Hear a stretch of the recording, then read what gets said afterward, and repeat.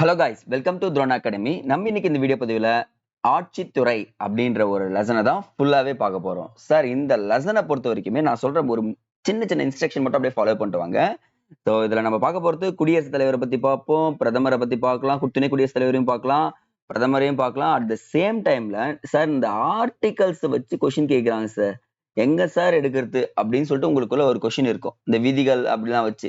அப்ப இந்த லெசன்ல இருந்து தான் என்ன பண்றாங்க பாத்தீங்கன்னா, கிட்டத்தட்ட ஒரு 2ல இருந்து 3 கொஸ்டின்ஸ் வந்து ஆர்டிகல்ஸ் கவர் ஆகுது அப்படின்றதையும் நான் சொல்றேன். அப்ப என்ன பண்ணிடலாம்னா, ஆர்டிகல்ஸும் இங்க நான் பார்த்துலாம். அப்ப என்ன பண்றீங்கன்னா, கையில ஒரு சின்ன நோட் வச்சுட்டு நான் சொல்ற ஆர்டிகல்ஸையும் அடுத்து நான் சொல்ற பாயிண்ட்ஸையும் நோட் பண்ணிட்டே வந்தீங்கன்னா, எக்ஸாமுக்கு இது வேற லெவல்ல ஹெல்ப்ஃபுல் பண்ணுன்றத சொல்லிடலாம். அட் த சேம் டைம்ல நீங்க குரூப் 1 ப்ரிப்பேர் பண்றீங்கன்னா, இது வந்து பாத்தீங்கன்னா உங்களுக்கு மெயின்ஸ்க்கு பயங்கர ஹெல்ப் பண்ணும் அப்படின்றது நம்ம சொல்லிடலாம். ஸ்டார்ட் பண்ணிடலாமா?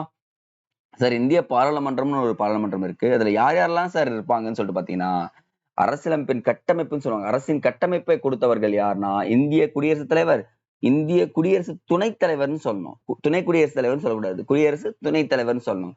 பிரதமர் தலைமையிலான அமைச்சர் மற்றும் அமைச்சரவை குழு அப்படின்னு சொல்லிட்டு சொல்றாங்க. அப்போ அரசியலமைப்பு முன்னுரையில் இந்தியாவை ஒரு இறையாண்மை, மதச்சார்பு, சமதர்மம், மதச்சார்பற்ற மக்களாட்சி குடியரசு பெற்ற நாடு என அறிவிக்கிறது. முன்னுரையில முகப்புரைன்னு சொல்லுவாங்க தெரியுங்களா, அதெல்லாம் அறிவிக்கிறதுன்னு சொல்லிட்டு சொல்றாங்க. அப்ப இவங்க 3 பேர் தான் ஆட்சித்துறையை சேர்ந்தவர்கள். அப்போ இந்திய குடியரசுத் தலைவர் வந்து பாத்தீங்கன்னா நேரடியாக தேர்ந்தெடுக்கப்படுவதில்லை, பிரதிநிதிகள் மூலமாக தேர்ந்தெடுக்கப்படுகிறார் அப்படின்ற ஒரு குறிப்பு இருக்கு. அப்ப டைரக்டா என்ன பண்ணல, குடியரசுத் தலைவர் செலக்ட் பண்ணல. ஆனா இந்திய அரசின் அனைத்து அரசியலமைப்பு துறைகளிலும் தலைவராக யார் இருப்பாருன்னா இவர் தான் இருப்பாரு.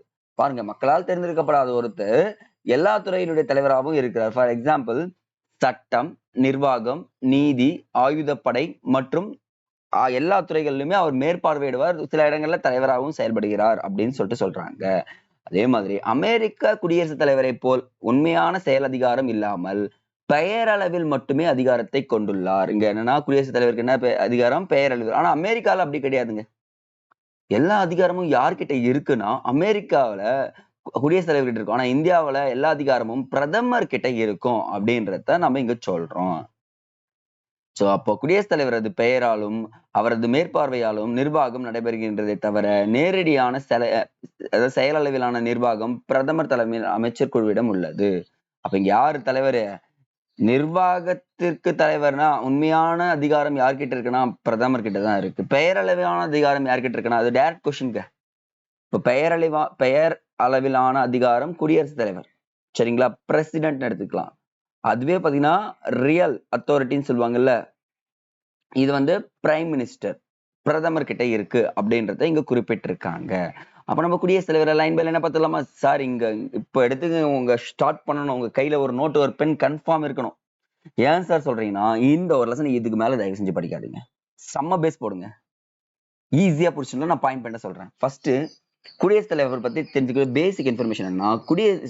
இந்திய தேசத்தின் தலைவராக குடியரசுத் தலைவர் இருக்கிறார். அவர் இந்தியாவின் மூத்த குடிமகன் ஆவார். இந்தியாவின் ஒற்றுமை, ஒருமைப்பாடு மற்றும் நிலைத்தன்மை சின்னமாக அவர் திகழ்கிறார். அப்ப குடியரசுத் தலைவருக்கு 3 முக்கியமான விஷயங்கள்ல இது இருக்கு. சரிங்க சார், இப்ப பாருங்க, நம்ம தான் ஆர்டிகல் உள்ள வந்துச்சு. குடியரசுத் தலைவர் தகுதி மற்றும் தேர்தல் குறித்து விதி, உறுப்பு, அரசியலமைப்பு சட்ட விதி எது சொன்னாலும் ஆர்டிகல் அப்படின்னு சொன்னாலும் இதுதான். 58 என்ன சொல்லுதுன்னா, குடியரசுத் தலைவருக்கான தகுதி மற்றும் தேர்தலை பற்றி குறிப்பிடுகிறது.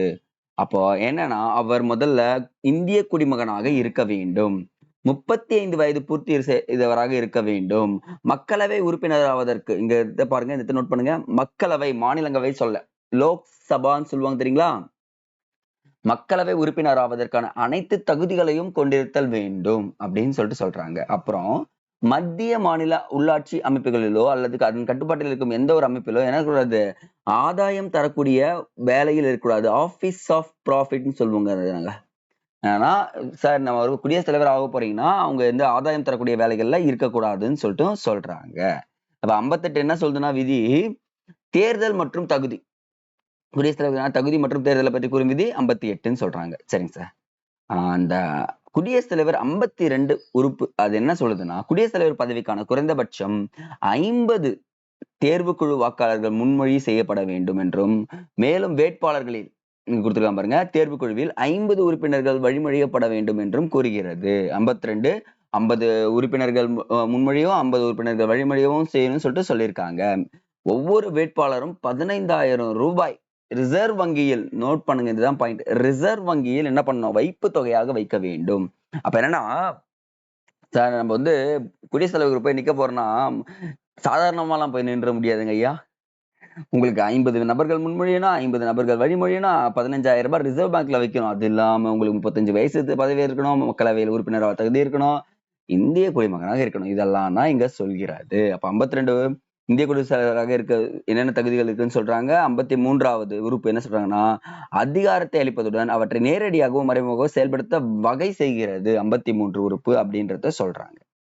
அப்புறம் 6ல் ஒரு பங்கு வேட்பாளர் பெறவில்லை எனில் இந்த தொகை அவருக்கு திரும்ப தரப்படாது. டெபாசிட் பண்றாருல்ல, ஓட்டு வந்து டெபாசிட் மினிமம் வாக்கு பெறலைன்னா அவருக்கு என்ன பண்ணுவாங்க, அந்த தொகை 15,000 ரூபாய் தர மாட்டாங்க அப்படின்றத இங்க சொல்றாங்க. அப்ப இந்திய குடியரசுத் தலைவர் மக்களால் நேரடியாக தேர்வு செய்யப்படுவதில்லை, அதுதான் இங்க சொல்றாங்க. சரிங்க சார். யாரெல்லாம் சார் அவருடைய எலெக்ஷன்ல பார்ட்டிசிபேட் பண்ணுவாங்க அப்படின்னு பார்த்தீங்கன்னா, நாடாளுமன்றத்தில் ஈரவைகளிலும் தேர்ந்தெடுக்கப்பட்ட உறுப்பினர்கள், that mean Lok Sabha plus Rajya Sabha உறுப்பினர்கள், மாநில சட்டசபைகளில் தேர்ந்தெடுக்கப்பட்ட உறுப்பினர்கள். இந்த இடத்துல நீங்க மார்க் பண்ண வேர்ட் தேர்ந்தெடுக்கப்பட்டன்றத அண்டர்லைன் பண்ணிக்கங்க. அதுக்கப்புறம் டெல்லி மற்றும் பாண்டிச்சேரி யூனியன் பிரதேசங்களில் தேர்ந்தெடுக்கப்பட்ட, பாருங்க இந்த மூணுத்துலயுமே என்ன இருக்கு, தேர்ந்தெடுக்கப்பட்ட. இந்த நியமிக்கப்பட்ட அப்படின்ற உறுப்பினர்கள் வரமாட்டாங்க. இங்க புரியுதுங்களா? இப்போ நாடாளுமன்ற ஈரவைகளிலும் மாநில சட்டசபைகளிலும் தேர்ந்தெடுக்கப்பட்ட உறுப்பினர்கள் டெல்லி மற்றும் பாண்டிச்சேரியில தான் இங்க கொடுத்திருக்காங்க. மத்த எந்த ஸ்டேட்லயுமே, மத்த எந்த யூனியன் பிரதேசத்திலயும் கொடுக்கல. அப்ப டெல்லி பாண்டிச்சேரியில இருந்து மட்டும் தான் யாருக்கு வராங்க, குடியரசுத் தலைவருக்கு வராங்க அப்படின்றது தெளிவாய்க்கணும்.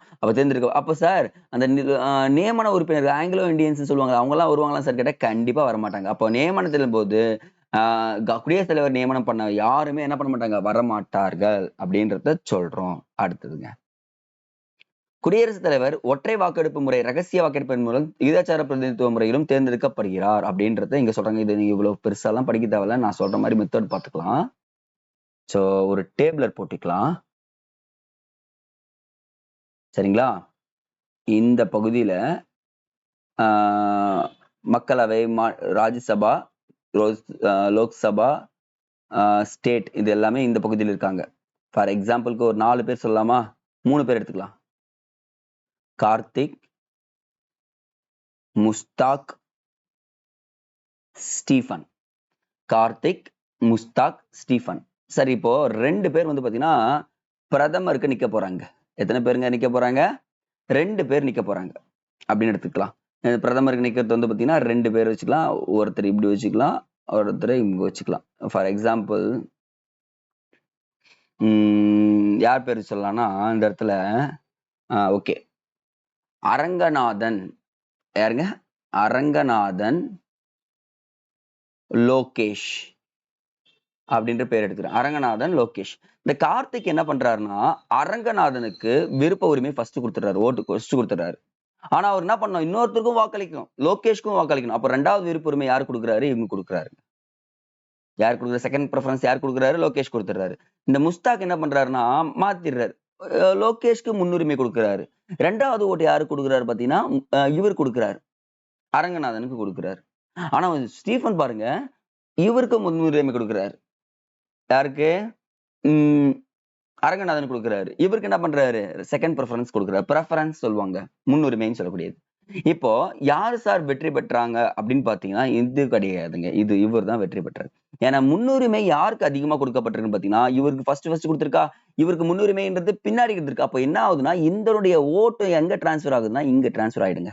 புரியுதுங்களா? இப்போ இவருடைய ஓட்டு எங்க ஆயிடும், எங்க டிரான்ஸ்பர் ஆயிடும். அப்போ முதல்ல முன்னுரிமை கொடுக்கக்கூடிய ஆள் தான் நமக்கு என்ன ஆவார்னு பாத்தீங்கன்னா குடியரசுத் தலைவரா ஆவாரு. இப்ப அரங்கநாதன் தான் என்ன ஆகுறாருன்னு பாத்தீங்கன்னா கார்த்திக், ஸ்டீஃபன், முஸ்தாக்கால என்ன பண்றாரு, குடியரசுத் தலைவரா ஆகுறாரு. அதுதாங்க இங்க பெருசா சொல்லியிருப்பாங்க, வேற எந்த ஒரு பாயிண்ட்டும் கிடையாதுங்க விகிதாச்சார முறையில. இதை நீங்க டேபிளர் காலம் போட்டு வச்சு படிச்சிட்டீங்கன்னா உங்களுக்கு ரொம்ப யூஸ்ஃபுல்லா இருக்கும்ன்றதை நம்ம சொல்லிடலாம். அடுத்தது, சரிங்க சார், இந்த குடியரசுத் தலைவர், ஒரு நிமிஷம் இது ரஃப் பண்ணிடுறேன். பதவி பிரமாணம் பத்தி சொல்லுங்க சார் அப்படின்னு சொல்லிட்டு ஒரு கொஸ்டின் வருதுங்க. நான் எக்கச்சக்கமான டைம் அந்த கொஸ்டின் கேட்டுட்டே இருக்காங்க. கரெக்டுங்களா? இந்த பதவி பிரமாணம் யார் பண்ணி வைப்பாங்கன்னா இங்க பாருங்க, அவருடைய பதவி பிரமாணம் யாருன்னா உச்சநீதிமன்ற நீதிபதி தான் பண்ணுவாங்க. அவர் இல்லாதப்போ மூத்த நீதிபதி பண்ணுவாங்க. அதுக்கு பின்னாடி இருக்கு.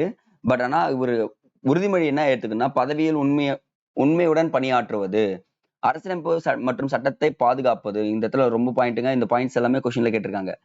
இந்தியாவின் மக்கள் சேவை நல்வாழ்விற்கு தன்னை அர்ப்பணிப்பது உறுதிமொழியாக ஏற்கிறார்.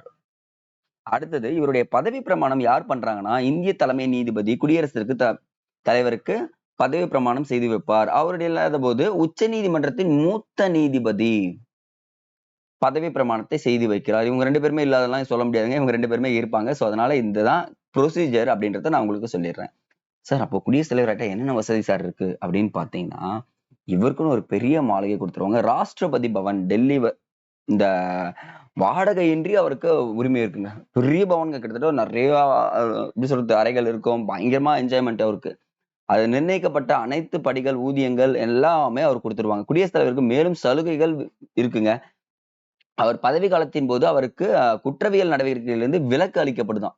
இனிமே என்ன பண்ணக்கூடாது, எந்த ஒரு குற்றவியல் நடவடிக்கையும் அவர் மேல தொடக்கக்கூடாது அப்படின்றது இங்க சொல்றாங்க. அப்ப பதவி காலத்தை பத்தி சொல்லுங்க சார் பாத்தீங்கன்னா, அவருக்கு வெறும் 5 ஆண்டுகள் தாங்க. 5 ஆண்டுகள்ங்க. யோசிச்சு பாருங்க. 5 ஆண்டுகள் பதவியில் இருப்பார் அப்படின்னு சொல்லிட்டு சொல்லியிருக்காங்க. அவரு அந்த அரசியலமைப்பு உறுப்பு 56 கூறுகிறது. அப்போ நோட் பண்ணுங்க. இந்த இடத்துல திருப்பி ஆர்டிகல் வந்துச்சு. Very very important. என்ன அர்த்தம்? ஆர்டிகல் எங்க வந்தாலும் அப்ப 56 என்ன சொல்லுதுன்னா, இந்திய குடியரசுத் தலைவரின் 5 ஆண்டுகள் வகிப்பார் அப்படின்னு சொல்லிட்டு சொல்லணும். சரிங்க சார், இவருடைய பதவி விலகு கடிதத்தை யார்கிட்ட கொடுப்பார்? நியமிப்பது யார சொன்னோம் நம்போ?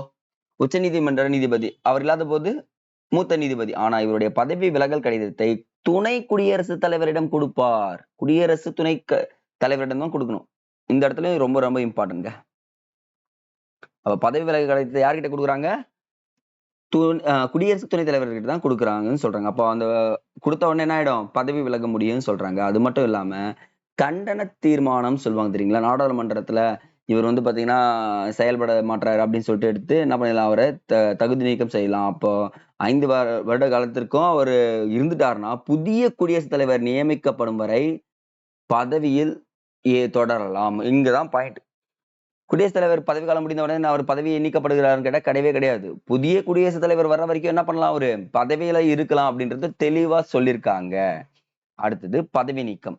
அப்ப பதவி நீக்கத்தான உறுப்பு பாருங்க. இங்க பாருங்களேன். 5 ஆண்டுகள் இருக்கலாம்னு சொன்னது 56. 5 ஆண்டுகள் இருக்கலாம்னு சொன்னது உறுப்பு 56.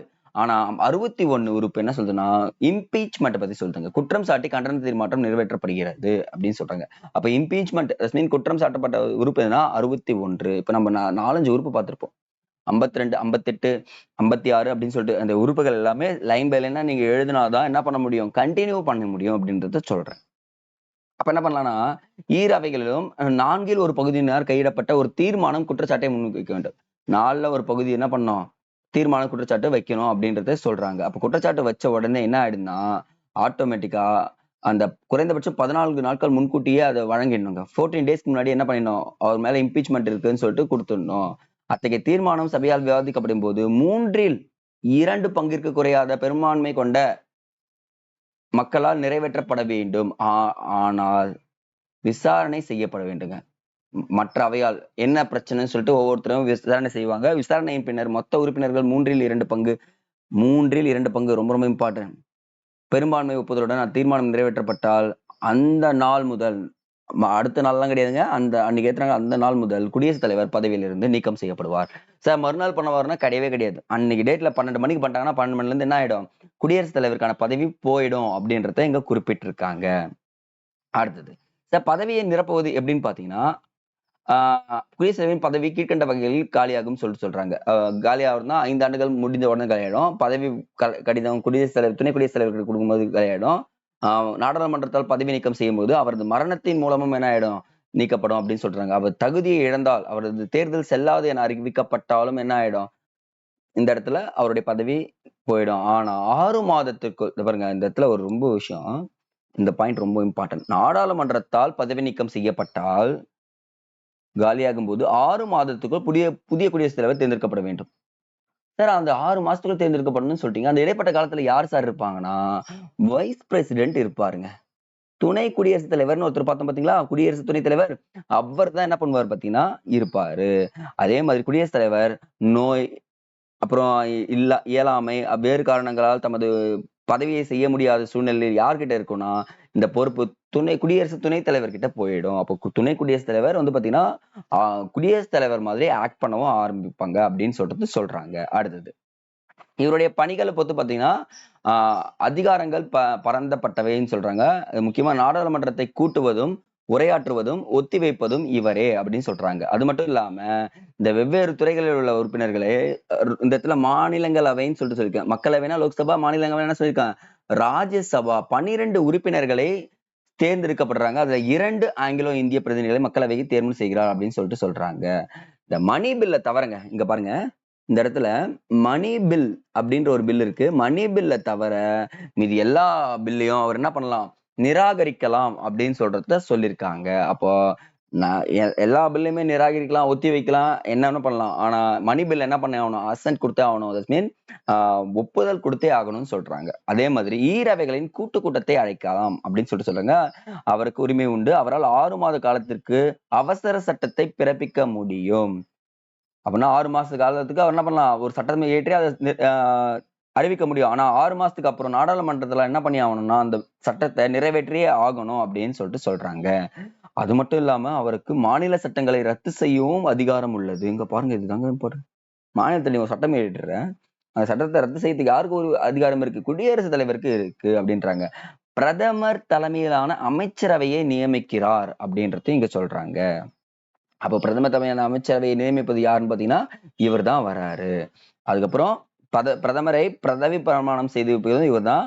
மக்களவை ஆதரவை இழந்து விடுகின்ற போது அமைச்சரவையை கலைக்கும் அதிகாரம் ஐயா இவர் தான் ஏன் பதவி பிரமாணம் பண்ணி வச்சாரு.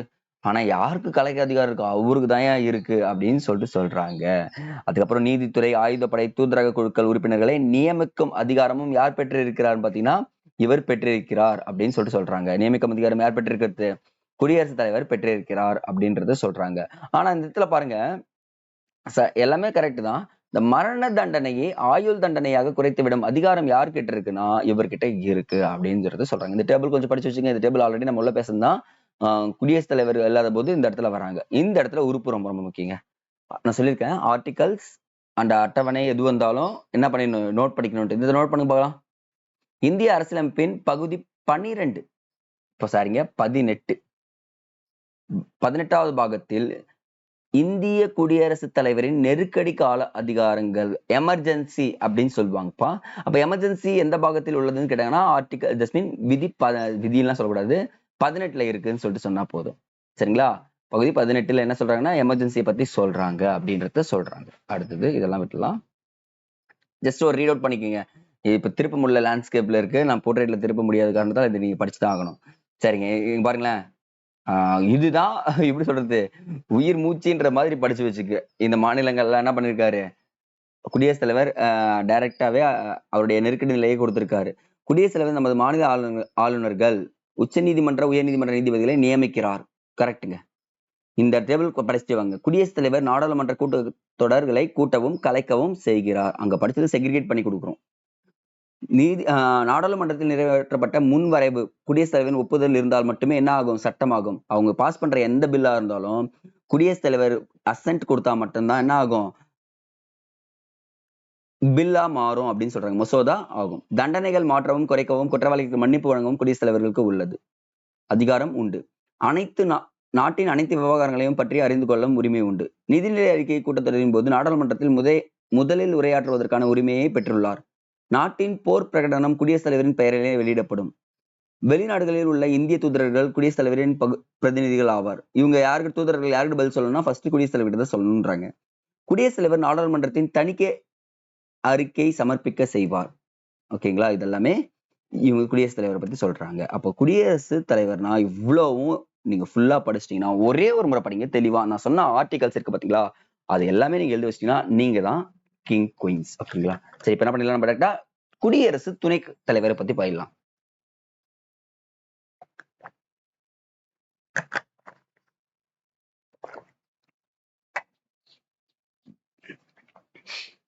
அமெரிக்க அரசியலமைப்பு போன்றே இந்திய அரசியலமைப்பும் துணை குடியரசுத் தலைவர் பதவியை பத்தி கூறுகுதுங்க. அதுல முக்கியமா பாருங்க, உறுப்பு 63 நோட் பண்ணுங்க. 63 யாரை பத்தி சொல்லுது? துணை குடியரசுத் தலைவர், குடியரசு துணைத் தலைவர் அப்படின்னு சொல்றாங்க. நாட்டின் 2வது உயர்ந்த பதவி யாருன்னு பாத்தீங்கன்னா இவர்தான் சொல்றாங்க. சார் தேர்தல் சார் அப்படின்னு பாத்தீங்கன்னா இவரும் மக்களால் நேரடியாக தேர்ந்தெடுக்கப்படவில்லை. ஈரவைகளில் தேர்ந்தெடுக்கப்பட்ட உறுப்பினர்களால் ரகசிய வாக்கெடுப்பு. இங்க பாருங்க, இங்கேயும் ஒரு வார்த்தை, தேர்ந்தெடுக்கப்பட்ட உறுப்பினர்கள், நியமிக்கப்பட்ட உறுப்பினர்கள் கிடையாது அப்படின்றத இங்க தெளிவாக்குங்க. அப்ப தகுதிகள் பாத்தீங்கன்னா கண்டிப்பா இந்திய குடிமகனாக இருக்க வேண்டும், 35 வயது பூர்த்தி அடைந்தவராக இருக்க வேண்டும், மாநிலங்களவை, குடியரசுத் தலைவர்னா மக்களவை, குடியரசு துணைத் தலைவர்னா யாரவை?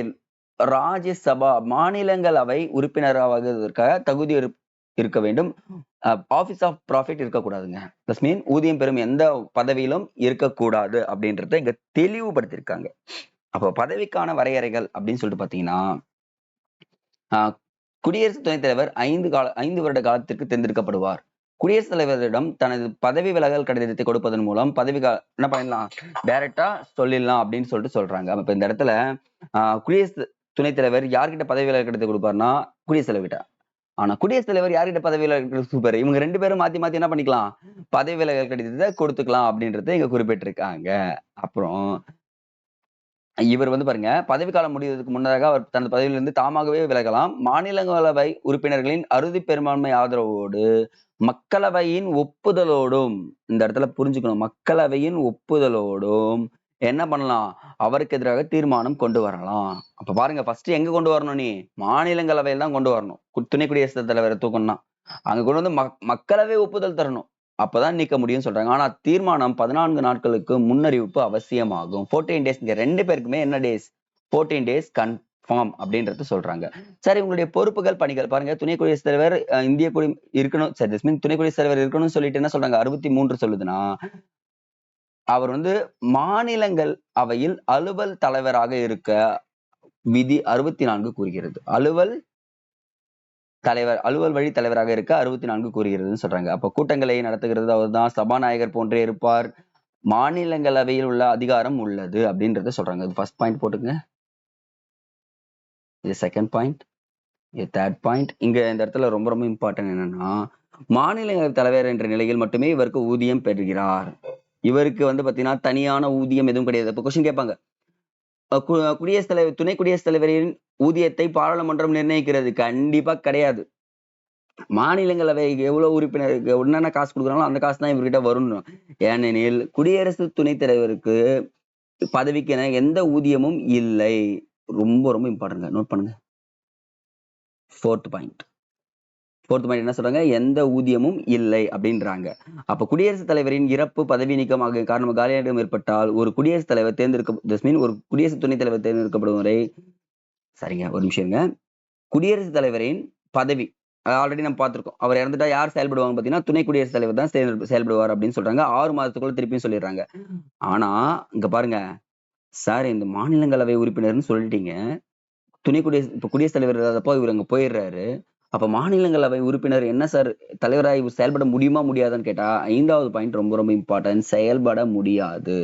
இப்ப இவர் குடியரசுத் தலைவர் பதவி காலியா இருக்கும் போது இவர் குடியரசுத் தலைவரா ஆயிட்டாரு, என்ன பண்ண முடியாது, இவர் போயிட்டு மாநிலங்களின் தலைவராக செயல்பட முடியாது. ஏன்னா ஒருத்தருக்கு ஒரு பதவிதான்றது இந்தியாவில் ஞாபகம் இருக்கணும், சரிங்களா? துறைகள் வெவ்வேறு இருக்கலாம், ஆனா பதவின்றது உயர்ந்த பதவிகளை ஒண்ணுதான் கொடுக்க முடியும் அப்படின்றத சொல்றாங்க. இது ரொம்ப ரொம்ப இம்பார்ட்டன்ட். இந்த 5 பாயிண்ட்டுமே ஜஸ்ட் கண்டிப்பா உங்க நோட்ல இருக்கணுங்க, மிஸ் ஆகக்கூடாது. ஏன்னா இதுதான் உங்களுக்கு கொஸ்டின் கேட்பாங்க. இப்ப ஃபார் எக்ஸாம்பிள் ஆளுநரின் பொறுப்புகளும் பணிகளும் சொல்லிட்டு எக்ஸாம்ல கேட்டாங்கன்னா இதுதான் நீங்க எழுதணும் மெயின்ஸ்ல. அப்ப இந்திய அரசியலமைப்பு 63 முதல் 70 உறுப்பு குடியரசு துணைத் தலைவரை பற்றி கூறுகிறது. 63 to 70 யாரை பத்தி கூறுகிறதுனா இவரை பற்றி தான் கூறுகிறது அப்படின்னு சொன்னா போதுமானது. அடுத்ததா வந்தீங்கன்னா பிரதமர் மற்றும் அமைச்சர் குழு. உண்மையாவங்க இந்த மார்லே பிரபு அப்படின்னு சொல்லியிருப்பாரு, அந்த கூட்டரை ஜஸ்ட் படிச்சு வச்சுக்க பார்க்கலாம். இப்போ பிரதமரை பத்தி, பிரதமர்னா உங்களுக்கு சொல்லவே தேவையில்லை. இப்பதான் ரீசெண்டா என்ன எக்ஸாம் பாயிண்ட் ஆஃப் வியூல லோக்சபா தான் பிரதமரை நியமிக்கிறது. தஸ்மீன் மக்களவைன்னு சொல்லுவாங்க தெரியுங்களா, மக்களவை என்ன நியமிக்கிறது, யாரை நியமிக்கிறதுனா பிரதமரை நியமிக்கிறது அப்படின்றத சொல்றாங்க தெளிவா. அப்போ இந்த இடத்துல நம்ம சொல்ற இம்பார்ட்டன்ட் பாயிண்ட் மட்டும் நோட் பண்ணுங்க. இந்திய அரசியலமைப்பின் பகுதி 4 52 இருந்து 78 வரைக்கும், 52 இருந்து 78 வரைக்கும் ஒன்றிய ஆட்சித்துறையை பற்றி கூறுகிறது. அப்ப பாருங்க, இப்ப நம்ம பார்த்தோம் பாத்தீங்களா, எக்ஸாம்பிள் குடியரசுத் தலைவர் ஒன்றிய ஆட்சித்துறையா? குடியரசு துணைத் தலைவர் யார்? ஒன்றிய ஆட்சித்துறை. பிரதமரும் யார் வராரு? ஒன்றிய ஆட்சித்துறையில் தான் வராரு அப்படின்றத குறிப்பிடுகிறார்கள். அப்போ பிரிட்டிஷ் ஆட்சி முறையை அதாவது பிரதமர் அரசின் தலைவராக கொண்டுள்ள முறையை இந்திய அரசு கொண்டுள்ளது. அப்ப பிரிட்டிஷ் நாடாளுமன்ற ஆட்சித்துறையை தான் என்ன பண்ணிருக்காங்க, நம்ம பின்பற்றி இருக்காங்க அப்படின்னு சொல்றாங்க. இந்த பிரதமரை யார் சார் நியமனம் பண்ணுவாங்கன்னா, பிரதமரின் தேர்வு நியமனம் பற்றிய குறிப்புகள் எதுவும் அரசியலமைப்பில் குறிப்பிடப்படவில்லை. ஃபர்ஸ்ட் பாயிண்ட் நோட் பண்ணுங்க. அரசியலமைப்பில் பிரதமருக்குன்னு சொல்லிட்டு என்ன குறிப்பிட்டிருக்காங்க? கிடையவே கிடையாது. அரசியலமைப்பின் 75வது உறுப்பு பிரதமரை குடியரசுத் தலைவர் நியமிக்கிறார்னு சொல்றாங்க. இப்ப புரியுதுங்களா? பிரதமரை யார் நியமிக்கிறார்? குடியரசுத் தலைவர் நியமிக்கிறார். எப்படி சார் தன்னிச்சையா முடிவு செய்ய முடியுமான்னு கேட்டா கண்டிப்பா கிடையாதுங்க.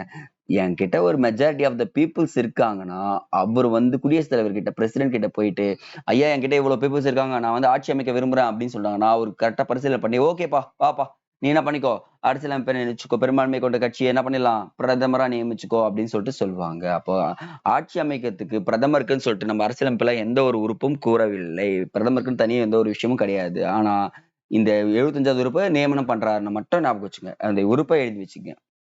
பணிகள். சோ நம்ம பார்த்திருக்கோம். உண்மையான தலைவர் யாருங்க? இந்திய நாட்டுல பிரதமர் தான். அப்போ பிரதமரின் முதன்மையானது முக்கியமான பொறுப்பு அவரது அமைச்சரவையின் உறுப்பினர்களை பட்டியலை தயாரிப்பதுங்க. உண்மைங்க. யார் யாரெல்லாம் இப்போ பினான்ஸ் மினிஸ்டர் ஃபார் எக்ஸாம்பிள் பாருங்க. சாரி, பென் கொஞ்சம் லைட்டா ஓகே எழுதுங்க, இப்போ கரெக்டா இருக்கும். Finance minister, defence minister, agri minister, railway minister, இந்த பட்டியலை தயாரிக்கிறதுக்கு யாருக்கு உரிமை இருக்குன்னா இவருக்கு பிரதமருக்கு தான் இருக்குன்னு சொல்றாங்க. பிரதமர் விரும்பினால் ஒரு அமைச்சரை துணை பிரதமராக அறிவிக்க முடியும்.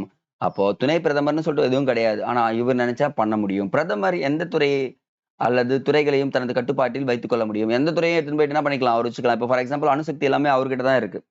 இப்போ திடீர்னு என்ன பண்ணலாம், சார் எனக்கு பாத்தீங்கன்னா போலீஸ், லா அண்ட் ஆர்டர், இல்ல ஃபார் எக்ஸாம்பிள் பினான்ஸ் மினிஸ்டர் என்கிட்ட கொடுத்துருங்க அப்படின்னு சொல்லிட்டு எல்லாத்தையும் அவர் வச்சுக்கிறதுக்கு அவரால் முடியும். ஆனா அவர் வச்சுக்க மாட்டாரு. ஒரு துறையை 2ஆக்கவோ 3ஆக்கவோ பிரிக்கலாம். 2 அல்லது 3 துறைகளை ஒரு துறையாகவும் இணைக்கலாம். இதெல்லாம் யாருக்கு அதிகாரம் இருக்குன்னா பிரதமருக்கு தான் அதிகாரம் இருக்குன்னு சொல்றாங்க. அடுத்தது பிரதமரின் முதன்மை நிலை கீழே தரப்பட்டுள்ளது. தெளிவா புரிஞ்சுங்க. பிரதமர்னா எப்படிதான் இருக்கணும்? மக்களவையின் பெரும்பான்மை, மாநிலங்களவையின் பெரும்பான்மை கொண்டவராக இருக்க வேண்டும். சரிங்களா? அடுத்தது மற்ற அமைச்சர்களை தேர்வு செய்ய குடியரசுத் தலைவருக்கு பரிந்துரை செய்யணும். மற்ற அமைச்சர்கள் இவங்கெல்லாம் சொல்லிட்டு அவங்களை பதவி பிரமாணம் செஞ்சு வைங்க அப்படின்றதும் சொல்லலாம். அதே மாதிரி விளக்குமாறும் கட்டளை இடுறதுக்கு யார்கிட்ட இருக்குன்னா இவர்கிட்ட இருக்கு. அமைச்சர்களுக்கு பொறுப்புகளை ஒதுக்கீடு செய்வது பிரதமரின் பொறுப்பாகும். இந்த இடத்துல குடியரசுத் தலைவருக்கு எந்த வேலையும் கிடையாது. எல்லாமே பிரதமர் தான். அமைச்சரவையின் தலைவர் யாருன்னு பாத்தீங்கன்னா பிரதமர் தாங்க. கூட்டங்களை கூட்டவும் தலைமையேற்று நடத்தவும் பல குழுக்களை தலைவர் யார் இருப்பானா இவர் தான் இருப்பாரு. அரசின் கொள்கை முடிவுகளை ஒருங்கிணைத்து அனைத்து துறைகளிலும் நடவடிக்கை மேற்கொள்வது யாருன்னா இவர் தான் இருக்காரு. ஒரு அமைச்சர் தாமாக பதவி விலகிட்டால் ஒரு அமைச்சர் பதவி காலியாகிடும். ஆனால் ஒரு பிரதமர் பதவி விலகினாலோ அல்லது இறந்து விட்டாலோ அமைச்சரவையே இல்லாமல் போய்விடும். இந்த இடத்துல இந்த பாயிண்ட் நீங்க என்ன பண்றீங்கன்னா எழுதி மனப்பாடம் பண்ணி வச்சுங்க இப்பவே. ஒரு அமைச்சர் பதவி விலகிட்டா அமைச்சர் தான் இல்லாம போவாரு. ஆனா ஒரு பிரதமரே இல்லாம போயிட்டேன்னா அந்த கட்சி பெரும்பான்மையை நிரூபிக்க வேண்டிய கட்டாயத்தில் ஆயிடுவாங்க. கன்ஃபார்ம் அவங்க என்ன பண்ணி ஆகணும், பெரும்பான்மையை நிரூபிக்கணும் அப்படின்ற ஒரு கட்டாயத்துக்கு தள்ளப்படுறாங்கன்றாங்க. அப்ப அமைச்சருக்கும் குடியரசுத் தலைவருக்கும் இடையில் பாலமாக இருப்பவர் பிரதமர். இந்த பாயிண்ட் அப்படியே கேட்டிருப்பாங்க பாருங்க நிறைய டைம் கொஸ்டின்ஸ்ல. இந்த பாயிண்ட் எங்க தேடி இருந்திருப்பீங்க தெரியுமா? அமைச்சருக்கும் குடியரசுத் தலைவருக்கும் பாலமாக பிரைம் மினிஸ்டர் இருப்பாரு. மினிஸ்டர் அண்ட் பிரசிடென்ட்டுக்கு நடுவுல பாலமா யார் இருப்பாரு? பிரைம் மினிஸ்டர் இருப்பாருன்னு சொல்றாங்க. அப்ப நாடாளுமன்றத்திற்கும் அமைச்சருக்கும் இடையில் பாலமாக இருப்பவரும் யார்? இவர் தான். அரசின் வெளிநாட்டு விவகாரங்களை வெளியிடும் முக்கிய நபராக யார் இருப்பாருன்னா இவர் தான் இருக்காரு அப்படின்றதையும் குறிப்பிட்டிருக்காங்க. ஒரு 2 நிமிஷம் தண்ணி குடிச்சு வந்துடுறேன்.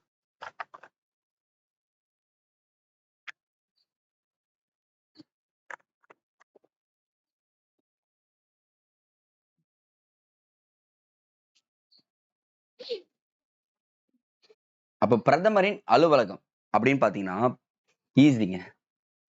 நடைமுறையில் அரசின் தலைவராகவும் உண்மையான நிர்வாக தலைவராகவும் இவர் தான் இருப்பாருன்னு சொல்லிட்டு நம்ம பார்த்திருக்கோம். அப்போ பிரைம் மினிஸ்டர் ஆபீஸ் அப்படின்னு சொல்லக்கூடிய பிரதமர் அலுவலகம் சொல்லிட்டு கண்டிப்பா அவருக்கும் தனியா ஒண்ணு இருக்கு.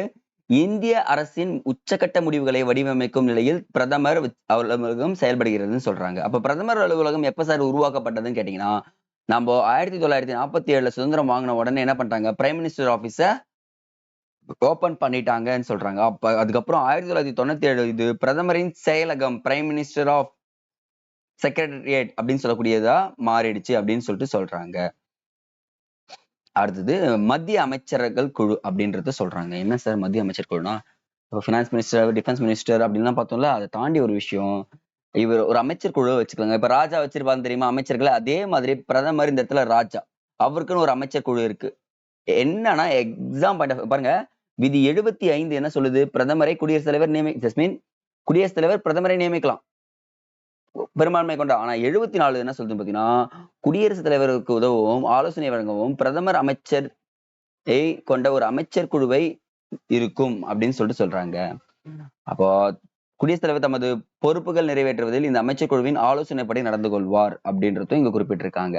சார் அப்ப அந்த 3 குழுக்கள் பத்தி சொல்லுங்க சார் அப்படின்னா, கேபினெட் கேள்விப்பட்டிருக்கீங்களா? பிரதமர் அமைச்சர்களான கேபினெட் குழு கூடியதுன்னு சொல்றாங்கன்னு சொல்லிட்டு, அதுல மினிஸ்டர்ஸ் மட்டும்தான் இருப்பாங்க. மினிஸ்டர்ஸ்னா எல்லா மினிஸ்டருக்கு மாட்டாங்க.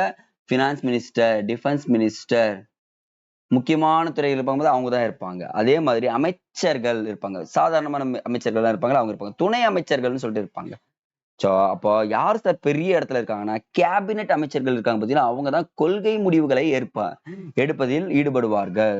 மற்ற இருப்பிரு அமைச்சர்கள் நிர்வாக பொறுப்புகளை மேற்கொள்வார்கள். நம்ம இந்த நிர்வாகம் கரெக்டா செயல்படணும் அப்படின்றத சொல்றாங்க மற்ற அமைச்சர்கள். அப்ப கேபினெட் அமைச்சர்கள் தான் கொள்கை முடிவுகளை எடுப்பாங்கன்றது சொல்றாங்க.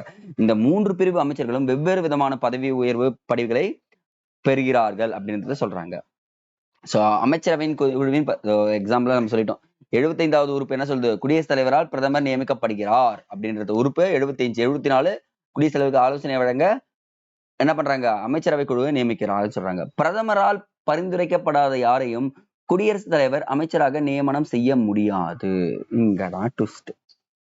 அப்படின்னா பிரதமர் சொன்னாதான் என்ன பண்ண முடியும்? அமைச்சரவையே நியமிக்க முடியும், அமைச்சரை நியமிக்க முடியும்னு சொல்றாங்க. இந்த ஷேடோ கேபினெட்னு சொல்லுவாங்க, நிழல் அமைச்சரவை. இந்த இடத்துல நோட் பண்ணுங்க, இங்கிலீஷ்ல ஷேடோ கேபினெட்.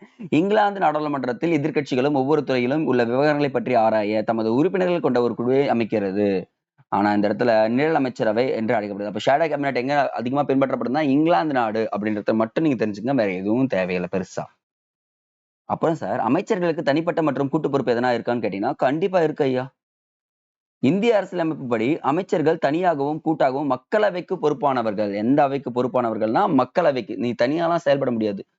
ஒரு பில்ல ஒரு அமைச்சர் பாஸ் பண்றாருன்னா 240 பேர் இருக்காங்க, 235 பேர் இருக்காங்கன்னா 235 பேர் என்ன பண்ணி ஆகணும்? செலக்ட் ஆயிட்டாங்கன்னா ஒரு கட்சியில ஓகே சொல்லிதான் ஆகணும். இதுல ஒருத்தர் என்ன பண்ணக்கூடாது? தனியாலாம் செயல்பட முடியாது. இந்த பில்லு தப்புன்னு சொல்லிட்டுலாம் சண்டெல்லாம் போட முடியாது. அப்ப யாருக்கு கூட்டாக பொறுப்பானவர்கள்? மக்களவைக்கு பொறுப்பானவர்கள். அப்ப கூட்டு பொறுப்பு என்பது அரசின் நடவடிக்கைகள் அனைத்துக்கும் மக்கள் என்ன பண்ணி ஆகணும்? மக்களவைக்கு ஆதரவு தெரிவிக்கணும்னு சொல்றாங்க. அப்போ வேறு கருத்துக்கள் வேறுபட்டு இருந்தாலும் வெளிப்படுத்தக்கூடாதுன்றதும் இதன் பொருள் என்று சொல்றாங்க. அடுத்ததுங்க, மத்திய அமைச்சர் குழுன்னு சொல்லிட்டு இருக்காங்க. அமைச்சரவையில் உள்ள அனைத்து அமைச்சர்களும் ஒன்றாக அமர்ந்து கொள்கை முடிவுகளை எடுப்பதோ அலுவல்களை விவாதிப்பதோ இல்லை அப்படின்றது சொல்றாங்க. அது மட்டும் இல்லாம ஒன்றிய அமைச்சரவை குழு எனப்படும், மாறாக ஒன்றிய அமைச்சரவை குழு எனப்படும் அமைச்சரவை குழுவின் உட்குழுவை சேர்ந்தவர்கள் தான் அமைச்சரவையின் இந்த நோட் பண்ணுங்க, உட்குழுவை சேர்ந்தவர்கள் தான் பிரதமர் தலைமையின் ஒன்றாக கூடிய முடிவுகளை எடுக்கிறார்கள். அந்த உட்குழுவினா இந்த ஷேடோ கேபினெட்னு சொல்லுவாங்க பார்த்தோம் பார்த்தீங்களா, கேபினெட் அமைச்சர் பார்த்தோம் பார்த்தீங்களா, அந்த கேபினெட் தான் என்ன பண்ணுவாங்க? இவங்க செயல்படுறதா சொல்றாங்க. இது ஜஸ்ட் பாயிண்ட் மட்டும் நோட் பண்ணிட்டு வாங்க. கொஸ்டின் கேட்பாங்க, அமைச்சர் குழுவின் செயல்பாடுகள் என்னென்னு பாத்தீங்கன்னா, உயர்ந்தபட்ச முடிவுகளை எடுக்கக்கூடியது அதிகாரம் யாருக்கு இருக்குன்னா இவங்க கிட்டதான் இருக்குங்க. உயர்ந்தபட்ச முடிவுகளை யார் எடுப்பாங்கன்னா அமைச்சரவை குழு தான் எடுப்பாங்கன்றாங்க. சட்ட, நீதி, வெளியுறவு விவகாரங்களை கையாளுகிறதும் இவங்கதான். அமைப்பு ரீதியிலான நியமனங்கள் மூத்த செயலக நிர்வாகிகளை இது கட்டுப்படுத்துகிறதுன்னு சொல்றாங்க. நாடாளுமன்றம் நடைபெறாத போது அவசர சட்டங்களை பிறப்பிக்க குடியரசுத் தலைவருக்கு பரிந்துரை செய்வாங்க. இப்ப திடீர்னு டிரான்ஸ்ஜெண்டர் பில்னு ஒரு பில்லு குடியரசுத் தலைவர் டக்குன்னு என்ன பண்ணலாம் அவசர சட்டமா கொண்டு வரலாம். ஆனா அது சொல்றது யாருக்கிட்ட இருக்குன்னா அமைச்சர் தான் போய் சொல்லுவாங்க. சரி, இப்ப நாடாளுமன்றம் செயல்படல, நீங்க என்ன பண்ணுங்க, இந்த சட்டத்தை இயற்றுங்க.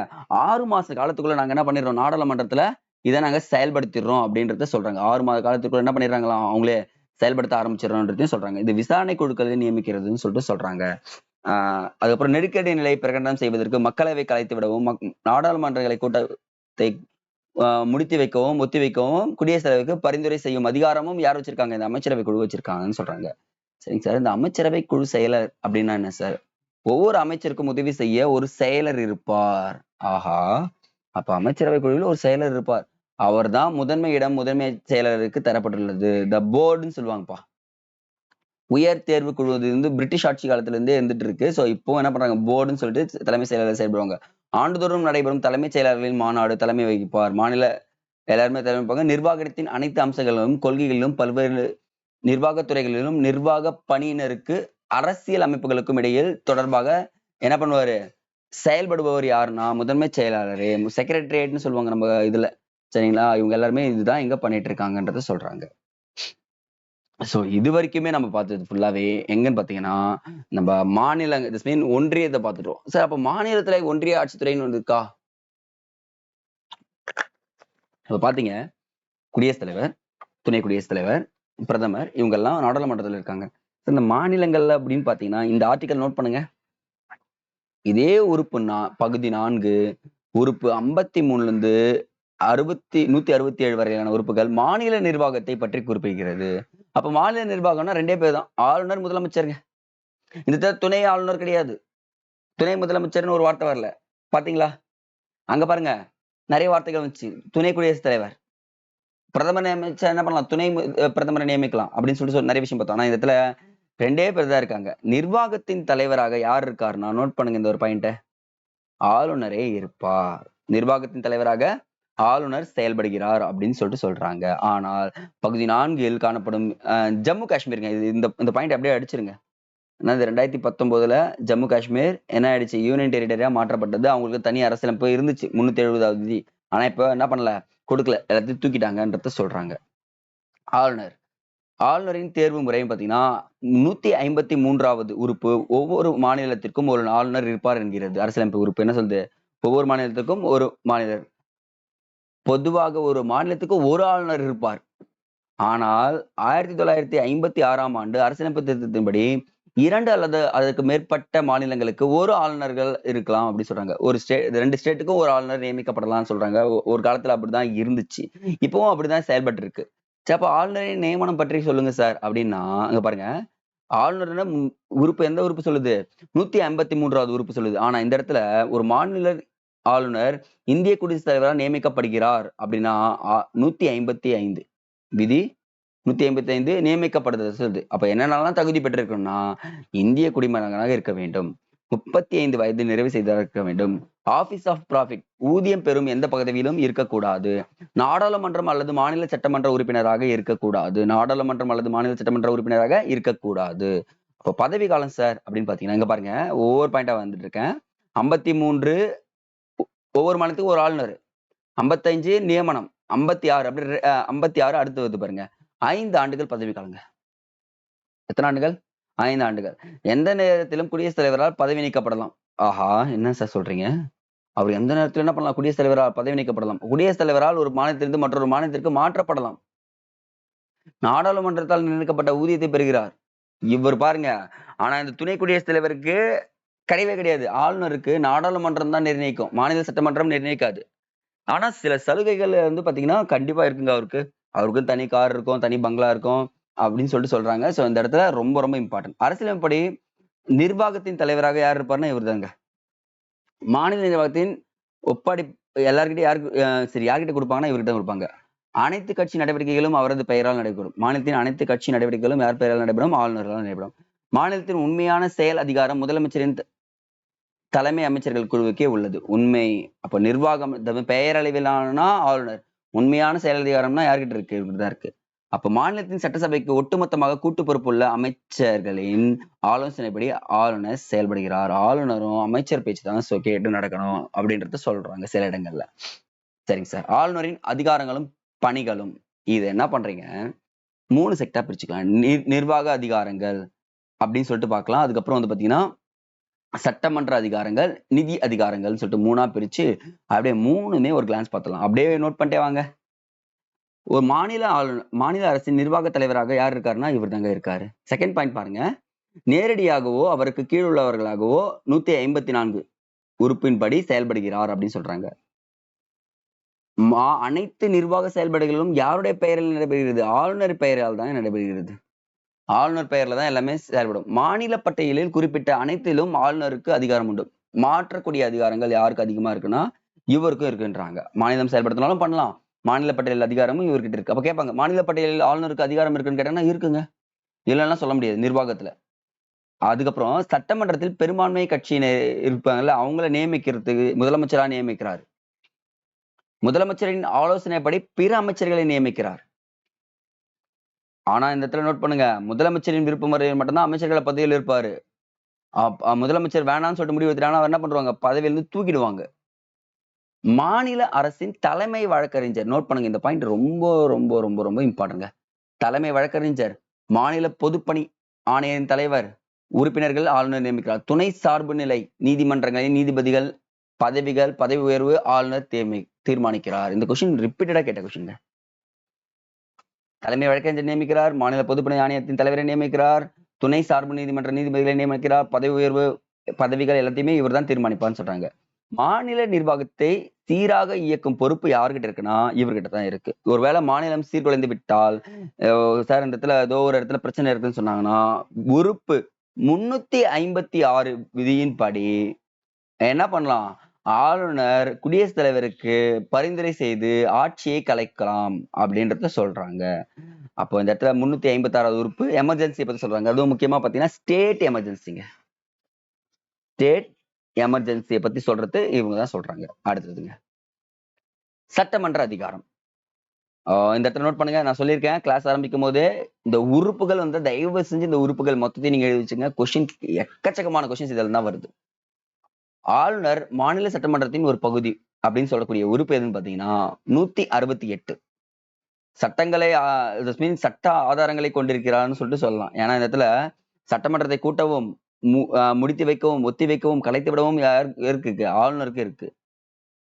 சட்டமன்ற உறுப்பினர்களிடையே என்ன பண்றாரு? உரையாற்றவும் செய்கிறார்.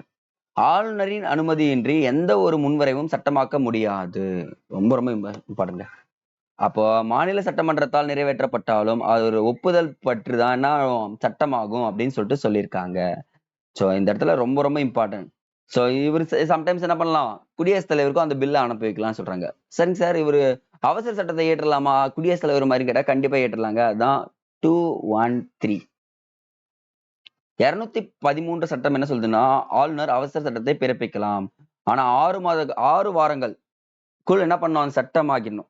இந்த சட்டமன்றம் கூடி 6 வாரங்களுக்குள்ள என்ன பண்ணிடணும்? சட்டமாக்கி ஓகே அப்படின்னு சொல்லிட்டு கொடுத்துடணும்னு சொல்றாங்க. அப்போ மாநில சட்டமன்றம் 2 அவைகளை கொண்டிருந்தால் மேல் அவைக்கு 6ல் 1 பங்கு உறுப்பினர்கள் இலக்கியம், சமூகம், அறிவியல், கலை, கூட்டுறவு இந்த இடத்த கொடுத்துருக்காங்க பாருங்க. இது சிறப்பு அனுபவங்களை நியமிக்கலாம் சொல்றாங்க. ஆங்கிலோ இந்திய பிரதிநிதியும் நியமிக்கலாம் சொல்லிட்டு சொல்லியிருக்காங்க. சரிங்க சார். நிதி அதிகாரம் எதனா இருக்கா? கண்டிப்பா இருக்குங்க. நிதி அமைச்சர் மாநில சட்டமன்றத்தின் வரவு செலவு சமர்ப்பிப்பார். ஆனா அந்த முன்வரைவு ஆளுநர் ஒப்புதல் இன்றி சட்டமன்றத்தில் கொண்டு வர முடியாது. அப்போ பட்ஜெட்ன்ற ஒரு விஷயத்தை என்ன பண்ண முடியாது? ஆளுநர் கிட்ட சொல்லிட்டு தான் நீங்க கொண்டு வரணும். ஆளுநரின் பரிந்துரையின்றி மாநிலங்களுக்கான மானியம் சொல்லுவாங்கல்ல, கோரிக்கை எதுவும் கோரப்பட முடியாது. ஒரே நிமிஷம்.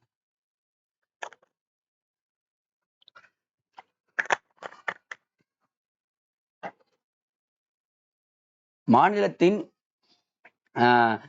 ஒதுக்கு நிதியின் பாதுகாவலர் யாருன்னு பாத்தீங்கன்னா இவர் தாங்க. நெருக்கடியான காலகட்டங்களில் இவர் என்ன பண்ணலாம்? பணத்தை எடுத்து கொடுத்துடலாம் அப்படின்னு சொல்லிட்டு சொல்றாங்க. அடுத்தது சார், நீதித்துறை அதிகாரங்கள் இவருக்கு இருக்கா? கண்டிப்பா இருக்குங்க. மாவட்ட நீதிமன்றங்கள், மாவட்ட கிளை நீதிமன்றங்கள், சார்பு நீதிமன்றங்கள், பதவிகள், நியமனங்கள், பதவி உயர்வு பத்தி இவர் பேசலாம். அதே மாதிரி உயர் நீதிமன்ற நீதிபதிகளை நியமனம் செய்யும் போது அவர் இந்தியாவின் குடியரசுத் தலைவரால் கலந்தோசிக்கப்படலாம். கண்டிப்பா உயர் நீதிமன்ற நீதிபதி யார் நியமனம் பண்ணுவாருன்னா குடியரசுத் தலைவர் பண்ணுவாரு. ஆனா யாருக்கிட்ட கலந்தோசிப்பாருன்னா ஆளுநர்கிட்டையும் கேட்பாரு. சரிங்களா? அடுத்தது விருப்ப அதிகாரங்கள் பாருங்க.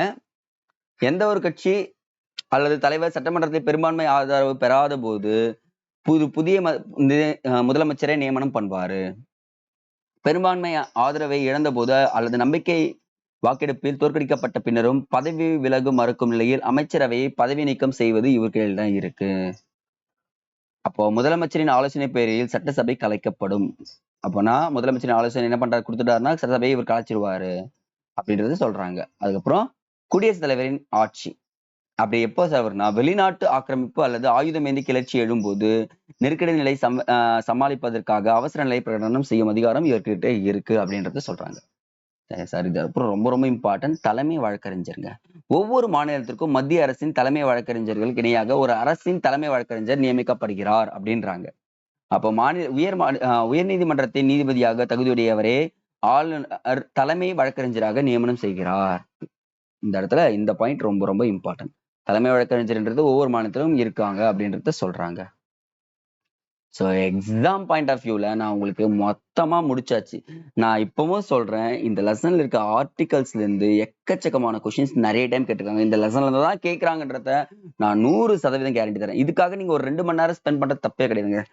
லெசன் ஐ திங்க் 1 ஹவர் இருந்தாலும் நீங்க என்ன பண்ணலாம், ரீகால் பண்றது ஒரு 1 ஹவர் வச்சுட்டீங்கன்னா எக்ஸாம்க்கு ரொம்ப ரொம்ப யூஸ்ஃபுல்லா இருக்கும். உங்க லைஃப்லயும் நீங்க என்ன பண்ணலாம், அடுத்த கட்டத்துல இது கொண்டு போறதுக்கு வாய்ப்புகள் அளிக்கும்ன்றது சொல்றோம். சரிங்களா? அடுத்த வீடியோ பதில் சந்திக்கலாம். நன்றி.